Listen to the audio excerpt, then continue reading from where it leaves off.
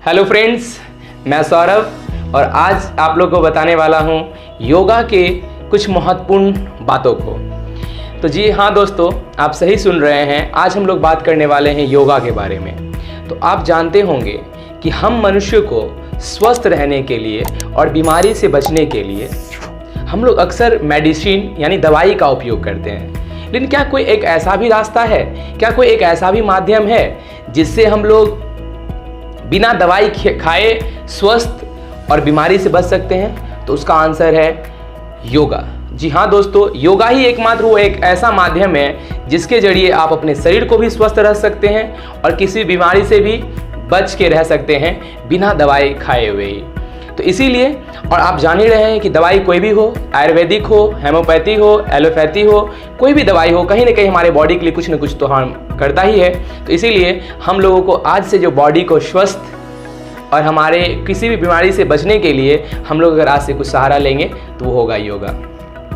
तो अक्सर हम सभी जितने भी यंगस्टर हैं, जो यंग हैं और जो भी बिजी पर्सन हैं, उन्हें योगा अगर वो नहीं करना चाहते हैं तो उसका सिर्फ और सिर्फ वजह है, योगा नहीं करने का सिर्फ और सिर्फ वजह है क्या पता है? कि हम लोग ये सोचते हैं कि योगा तो बहुत टाइप का होता है, योगा करने में हमें बहुत टाइम की ज़रूरत है और इसी वजह से हम एक्चुअली में योगा नहीं करना चाहते हैं। लेकिन मैं आप लोग को आज एक बहुत ही आसान रास्ता बताने वाला हूं जिससे हम लोग आज के बाद हम लोग सभी योगा भी करेंगे और स्वस्थ भी रहेंगे। तो जी हाँ दोस्तों, योगा बहुत टाइप का होता है, लेकिन उस योगा में जो सबसे ज़्यादा नेसेसरी है किसी भी इंसान को स्वस्थ रहने के लिए और बीमारी से बचने के लिए, उसका नाम है प्राणायाम। ठीक है? और प्राणायाम जो होते हैं वो प्राणायाम के भी अंदर बहुत सारा योगा होते हैं, लेकिन हम आज सभी योगा के बारे में नहीं बात करने वाले हैं। एक हर मनुष्य को एकदम डेफिनेटली इतना कम से कम योगा करना चाहिए जो मैं आपको बोल रहा हूं। तो मैं बस 5 योगा का नाम बताऊंगा जिससे आप अपने मानसिक, शारीरिक सभी को स्वस्थ रख सकते हैं।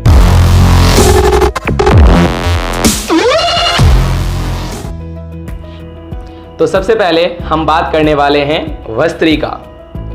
भस्त्रिका क्या है? तो भस्त्रिका योग से आप लोग अपने श्वसन तंत्र, रेस्पिरेटरी सिस्टम को आप नियंत्रित और मजबूत रख सकते हैं। अब भस्त्रिका है क्या? तो पहले वो सुनिए। भस्त्रिका है लंबा सांस लेना और उसे धीरे धीरे छोड़ना, यानी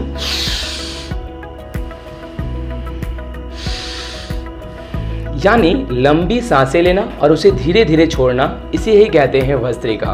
और आप इससे अपने श्वसन तंत्र यानी रेस्पिरेटरी सिस्टम को मजबूत भी रख सकते हैं और साथ ही साथ उसे नियंत्रित भी रख सकते हैं। और इसे रेस्पिरेटरी सिस्टम अगर हमारा नियंत्रित रहता है और मजबूत रहता है तो रेस्पिरेटरी सिस्टम से रिलेटेड जितनी भी, चाहे वो हार्ट्स प्रॉब्लम हो, लंग्स प्रॉब्लम हो, चाहे वो रेस्पिरेटरी सिस्टम में जैसे अभी सबसे इंपॉर्टेंट डिजीज़ कोरोना वायरस, आप जान रहे हो, रेस्पिरेटरी सिस्टम को ही डैमेज करता है, तो आप उससे भी स्वस्थ रख सकते हैं। ठीक है? तो भस्त्रिका आप समझे क्या बोले, आपको इमेज भी साइड में दिया हुआ है और ऐसे भी जान ले, मतलब लंबे सांस को खींचना,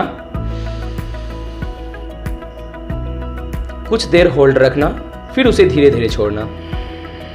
ठीक है? चलिए अब हम लोग बात करते हैं योग नंबर 2 जिसका नाम है कपालभाति। ठीक है? अब ये कपालभाति क्या है? तो कपालभाति से आप अपने पाचन तंत्र को मजबूत रख सकते हैं और पाचन तंत्र को नियंत्रित कर सकते हैं। पाचन तंत्र मतलब खाना पचाने वाला तंत्र। ठीक है? तो पचाने वाला से रिलेटेड जितनी भी है ना, आप उसको ठीक रख सकते हैं। जैसे आप अपने डाइजेस्टिव सिस्टम को मजबूत रख सकते हैं, आप अपने शरीर में विटामिन डी, विटामिन के, आयरन, कैल्शियम, इन सभी को आप मेंटेनेंस कर सकते हैं इस योग के थ्रू। ठीक है? उसके बाद, और आप जान ही रहे हैं कि अगर हमारा पाचन तंत्र अगर सही से कार्य करता है तो हम लोग कहीं ना कहीं अपने आप को एक मानसिक और शारीरिक दोनों रूप से स्वस्थ अपने आप को महसूस करते हैं। ठीक है? तो मैं तो इसका फायदा बता दिया। अब ये कपालभाति कैसे की जाती है तो इमेज भी साइड में दिया हुआ और जान भी लीजिए। कपालभाति की जाती है, पेट से सांस लिया जाता है, यानी पेट से सांस लिया जाता है लेकिन इसे छोड़ा नहीं जाता। मतलब कहने का क्या सेंस देखिए, ऐसे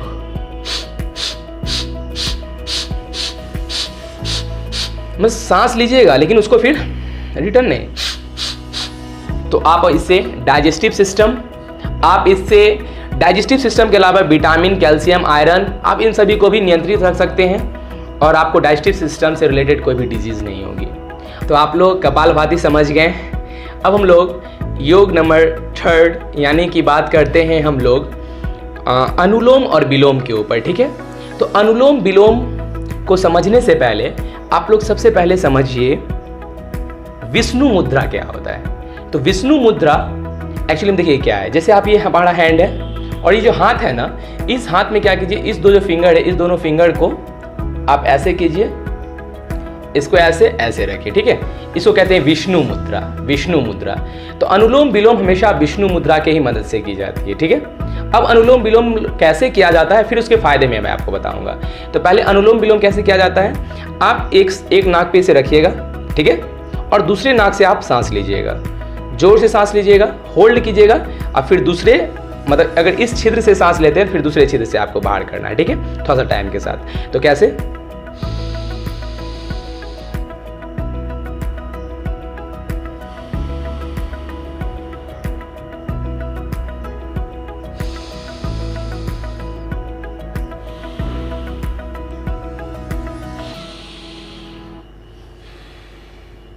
ये है अनुलोम विलोम। और ये किसी भी स्टूडेंट और अभी के टाइम में तो सबसे इम्पॉर्टेंट है हर इंसान के लिए। आपको ये योग आपको डिप्रेशन, चिंता, शौक, स्ट्रेस जितना भी है ना, आपको ये दूर कर देगा। और समझ रहे हैं ना अभी कितना ज़रूरी है ये, क्योंकि डिप्रेशन के अक्सर अभी शिकार हो रहे हैं हमारे यंगस्टर। तो डिप्रेशन, चिंता, स्ट्रेस जितनी भी है ना, अगर आप उसे दूर करना चाहते हैं तो आप लोग अनुलोम विलोम भी करें, ठीक है। और मैं आपको लास्ट में कंटेंट भी बताऊंगा कि कौन से योग को कितना देर करना चाहिए, ठीक है। तो चलिए, ये तीसरा हमारा कंप्लीट हुआ। चौथा योग है भ्रामरी। भ्रामरी है, आप अच्छे से बैठ के आप ओम का उच्चारण कीजिएगा, ठीक है। तो जैसे एग्जाम्पल,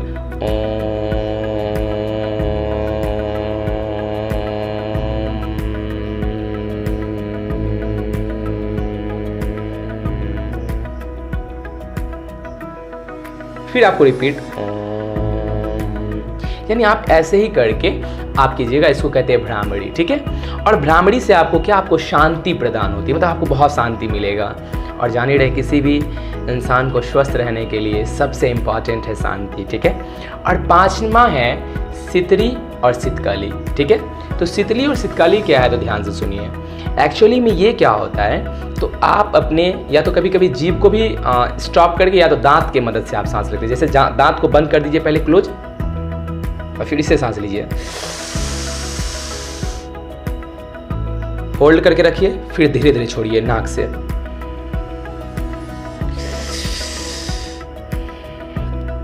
इससे आपकी बीपी और बहुत सारे डिजीज, बहुत सारी बीमारियां आपका ठीक हो सकता है, ठीक है। तो ये 5 जो योग मैंने आपको बताया, पहला था भस्त्रिका, नंबर 2 कपालभाति, नंबर 3 अनुलोम विलोम, नंबर 4 भ्रामरी, नंबर 4 सितकरी और सितकाली।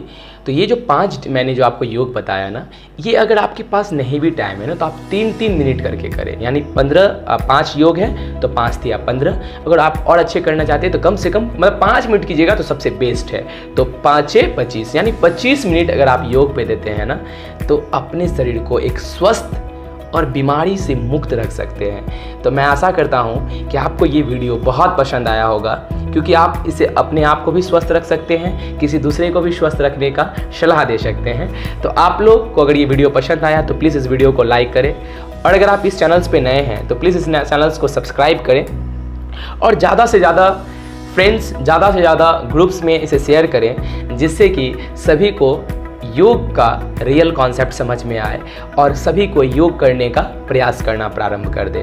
धन्यवाद, मिलते हैं नेक्स्ट वीडियो में, तब तक के लिए बाय बाय।